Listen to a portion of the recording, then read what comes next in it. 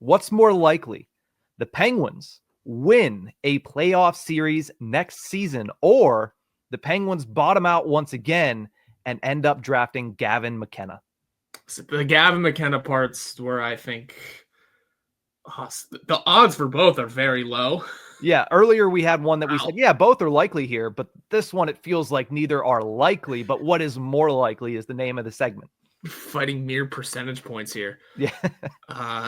I would say, and because of the Gavin McKenna caveat, I'm going to say the playoff round is more likely, because they could bottom out and pick second. Yeah. Again, it's that sort of situation could happen, and that's sort of where the odds kind of again continue to trim the draft pick part of it. Whereas just winning a playoff round's a number, and it's probably going to stay at that number. It's not a high number, but it's not going to shrink at all. So I'm going to go with the playoff round just by sheer Gavin McKenna. If you would have just said bottom out and win a lottery and be in the lottery again, I'd go that one. But because of the specific number one overall pick, playoff round. Plus, this team's going for it, right? Yeah, it feels like the team at the very least is going to attempt to be better next year than they were this year. Now, of course, that's attempt. They could fail miserably. They were supposed to be better last year than they were the year prior in the final of Ron Hextall, and they got worse.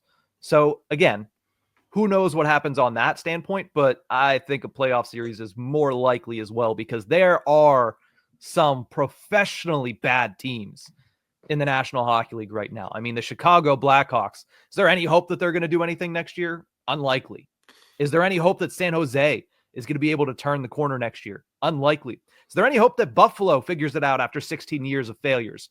Unlikely. There was hope going into the season with Buffalo, at least. I don't know anymore. The more years that you go in with that hope and you come out with less, eventually it's going to be like, yeah, you need to prove to me that you're going to be able to sniff 500, let alone get out of the basement of the NHL. But I will say this, for the uninitiated, Gavin McKenna, what a dream that would be. I mean, if you look at what he did and accomplished last week, most points in a draft minus 1 year than anyone in the history of the CHL outside of Sidney Crosby. Yeah. Sidney Crosby in his draft minus 1 year, which means the year before his draft year, 135 points in 59 games for Rimouski. Gavin McKenna, 129 points in 56 games. So if he would have played those 3 games to equal out with Crosby, it might have been a nail-biting race here.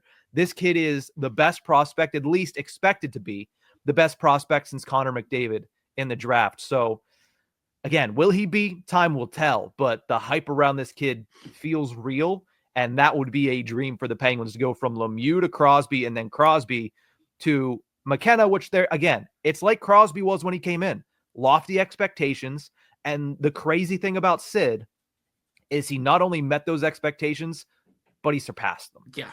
The likelihood of that happening is very low, but there is a lot of steam behind Gavin McKenna being the best draft prospect that we have seen in quite some time. The conspiracy theorists would be out so hard for that one. Our friends at the Caps Chirp podcast, specifically Hockey Troll, would be livid if the Penguins ended up with Gavin McKenna. However, if the Caps win the Cup this year, I don't think he'd care that much. I mean, it's small. It's a consolation. It's a consolation for sure.